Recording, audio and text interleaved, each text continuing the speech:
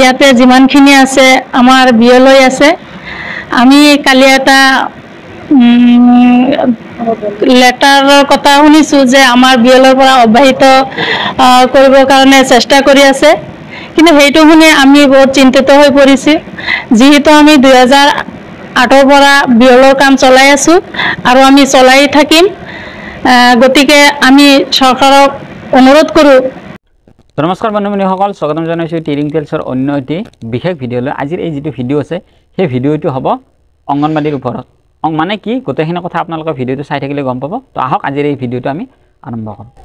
তো আজিৰ এই ভিডিঅ'টো আমি যিটো সময়ত চাৰিওফালে অংগনবাড়ীৰ প্ৰটেষ্ট হৈ আছে, প্ৰতিবাদী কাৰ্যসূচী ৰূপায়ণ কৰিছে যে অংগনবাড়ীসকলৰ মজুৰি দিব লাগে, যিটো মাননি দি আছে 6500 টকাকৈ বৃদ্ধি কৰিব লাগে, 20ৰ পৰা 25,000 টকা তেওঁলোকে ধাৰ্য কৰিছে।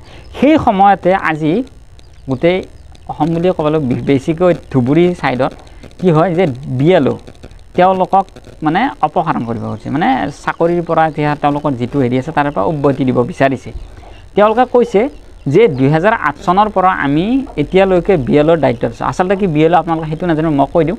BLO হৈছে বুথ লেভেল অফিচাৰ, মানে আমাৰ যিটো মানে ভোটৰ যিটো ভোট কেন্দ্ৰবিলাক থাকে, বুথ থাকে, তো সেইবিলাকত তেওঁলোকক নিযুক্ত কৰা হয় এজ এ BLO।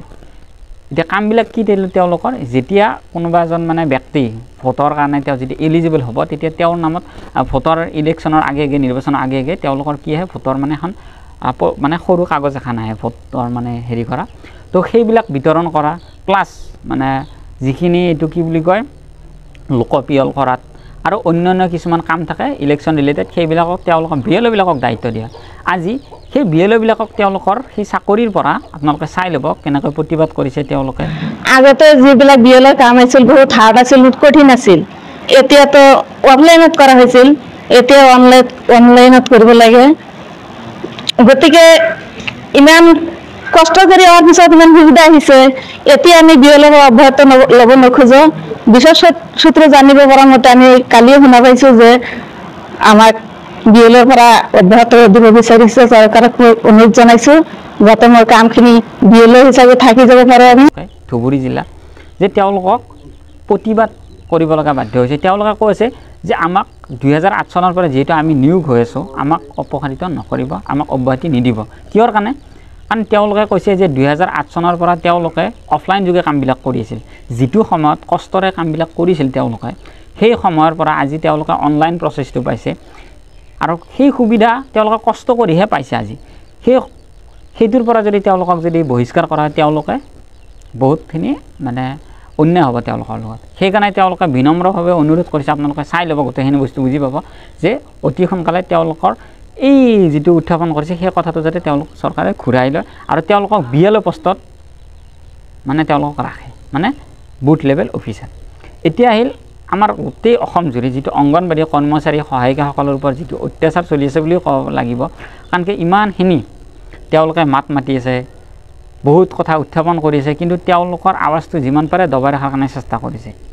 কৈছে যে আমাক মাননি নহয় মজুৰি দিয়ক, অৱসৰকালীন সুবিধা দিয়ক, আৰু আমি যেতিয়া ৰিটায়াৰ্ড হৈ যাম তেতিয়া আমালোকক এটলিষ্ট পেঞ্চনটো দিয়ক। আজি এজন ছাত্ৰৰ নামত, অংগনবাড়ী ছাত্ৰৰ নামত 4 টকাকৈ ধাৰ্য কৰা হৈছে আৰু তেওঁলোকে নিজৰ হাতৰ পৰা 4 টকাকৈ ভৰিব লগা হৈছে। আপোনালোকে আগৰ ভিডিঅ'টোত চাইছে চাগে যে দাবী দিৱসৰ দিনা এই কথাটো দাবী জনাইছে যে তেওঁলোকক চৰকাৰে তেওঁলোকৰ যাতে দাবীবিলাক মানি লয়।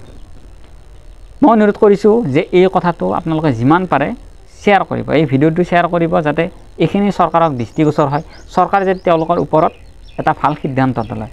আজি অসম চৰকাৰখনে কোনো ধৰণৰ তেওঁলোকৰ ওপৰত একো এটা সিদ্ধান্ত লোৱা নাই।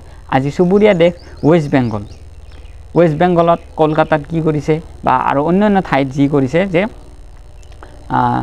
যিবিলাক দৰমহা আছে বঢ়াই দিছে, 500 ক'ৰবাত 750 টকালৈকে কি কৰিছে বৃদ্ধি কৰাই দিছে। সেই সময়ত কিন্তু আজি চুবুৰীয়া ৰাজ্য অসমখনত এইবিলাক কৰা নাই।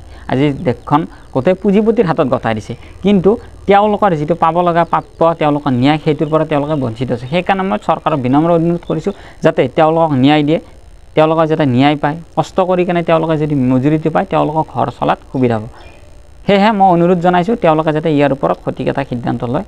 এইখিনি আছিল আজিৰ ভিডিঅ'টো যদি ভিডিঅ'টো চাই ভাল লাগে তেতিয়াহ'লে লাইক কৰিব আৰু আপোনালোক ক'ৰ পৰা এই ভিডিঅ'টো চাই আছে কমেণ্ট বক্সত জনাই দিব তো যদি ভিডিঅ'টো ভাল লাগিছে আকৌ এবাৰ কৈছোঁ লাইক কৰিব কমেণ্টত জনাব ক'ৰ পৰা চাই আছে আৰু যদি আপোনালোক নতুন হয় তেতিয়াহ'লে চেনেলটো ছাবস্ক্ৰাইব কৰি বেল আইকনটো প্ৰেছ কৰিব তো অহাৰ ভিডিঅ'টো পুনৰ লগ পাম তেতিয়ালৈকে জয় অসম ধন্যবাদ